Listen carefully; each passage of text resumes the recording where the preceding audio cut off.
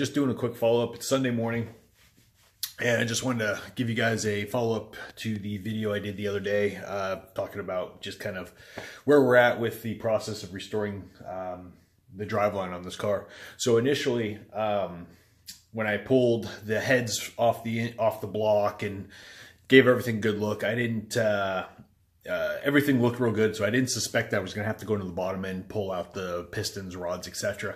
So yesterday I pulled the rear main cap, which is this guy right here. So I pulled the rear main cap off the block to get the rear main seal, which would be mounted right there. I'll show it to you in a moment. But just to get the rear main seal out, and then what else was it on there that I needed to get to? I can't remember now. Anyway, pull the rear main seal. So at the same time, I could get a look at, you can see it here, this bearing, and hopefully that zooms. But anyway, so taking a look at this bearing, it's kind of unevenly worn and it's fairly discolored. So I figured probably gonna need to replace these the bearings at the very least in the caps for the main block for the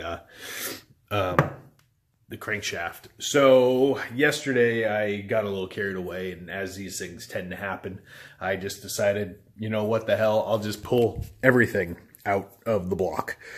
So as you can see, here's all the main caps, starting from front to rear, and just kind of taking a quick peek.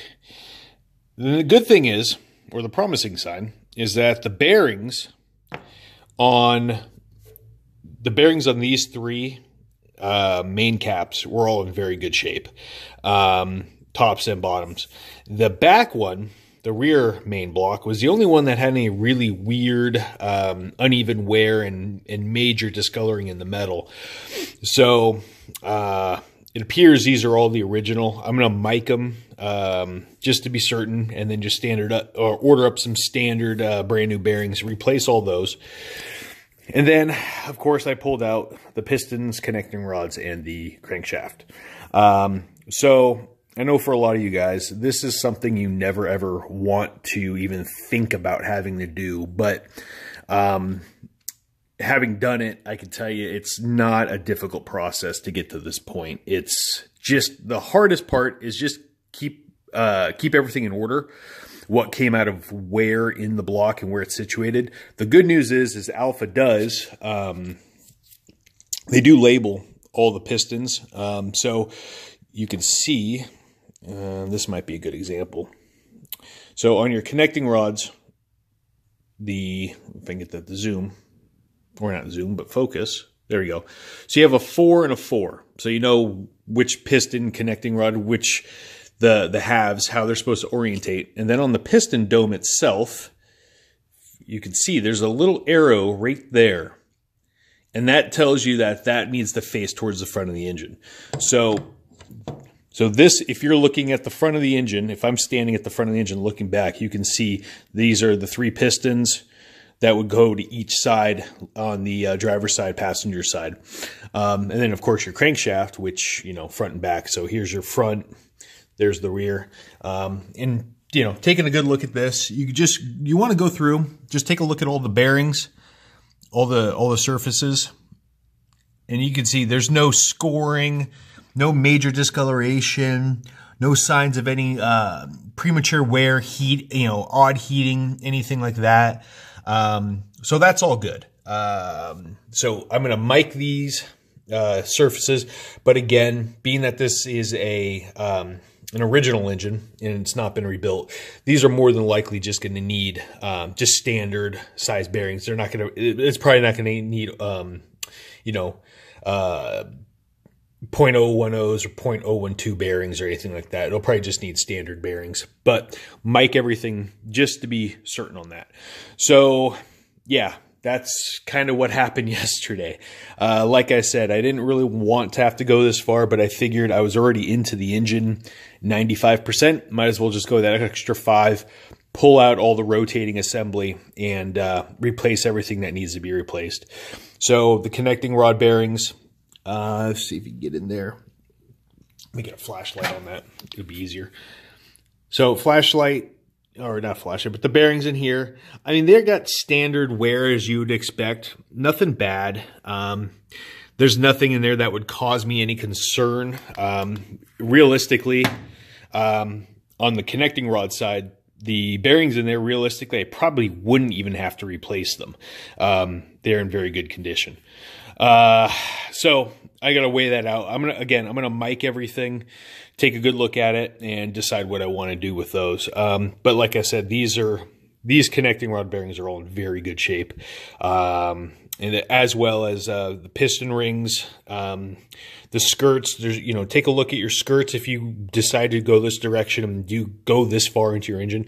There's no major scoring. There is some discoloration here, and that would be indicative of a little bit of oil blow by, or just cooked on oil, things like that. But nothing really major. The big thing you want to look for is scoring, scratches, things like that. A little bit of discoloration. That's not a big deal. And then over on the block, so now that we have a bare block, so if you get this far, this is a good opportunity. You want to inspect all of your cylinder bores, check the honing, and as you can see here, you can still see the crosshatch, the minor scoring from when they machine these sleeve liners. So you can see what you want to see is kind of a cross pattern, and it needs, you want to be able to easily see it.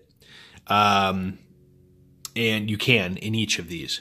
So again, that's a good sign that the cylinder liners are all in good nick. You can see in there, you can see the crosshatch pattern, and it should be shiny, it should be reflective, but at the same time, you should see very easily this kind of cross pattern in the metal.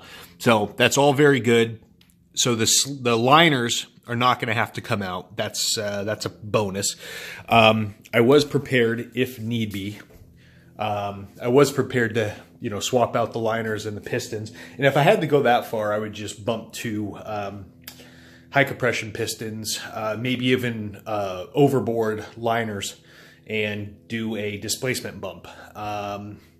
But I'm still weighing that out if I want to go that direction. But of course, that would drive the budget on this higher than I originally intended, which I've already overblown by a lot anyway.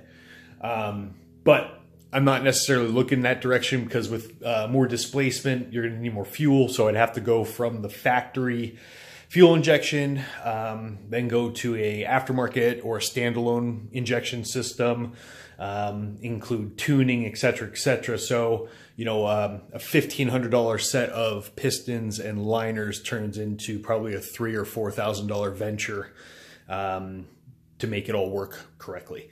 And really, it's not a race car; it's just a street car. So, but anyway, that's what happened yesterday.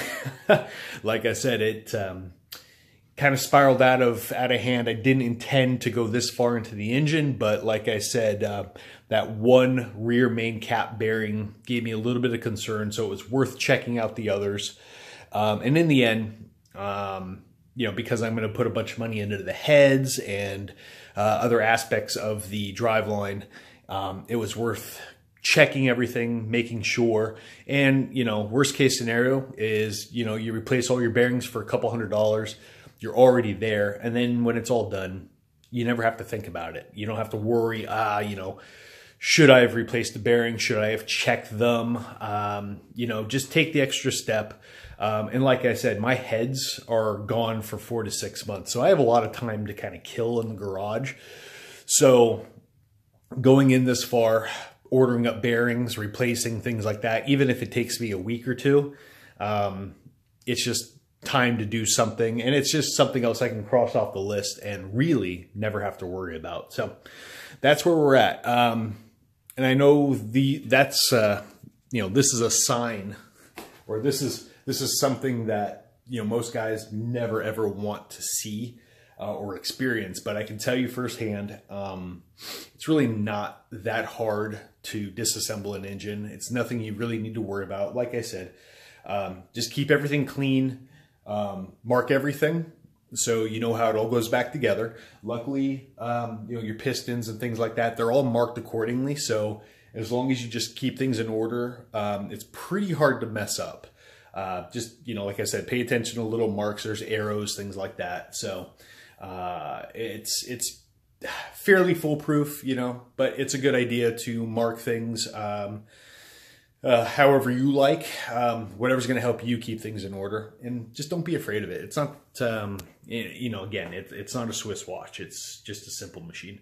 So that's the next step we've taken. And so now I'll be on to miking out all the bearings on this, and then I will, order up bearings, and then maybe at some point we'll start reassembly. I'm not sure when. I had planned on starting reassembly this week, but I'm gonna have to put that off until I get my new bearing set. So that's where we're at, and thanks for viewing. If you have any comments, questions, post them, and I'll get to them as soon as I can.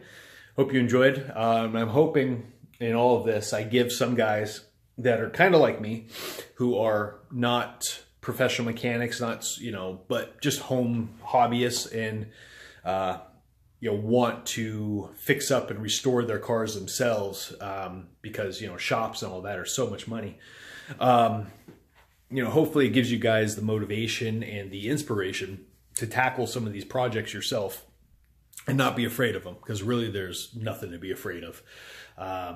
Because like I said, I'm mostly an idiot anyway. So it's just a matter of just get in there, do it, and have fun with it. And, keep track of things, mark things, and that's basically it. Just, organization and details are kind of key.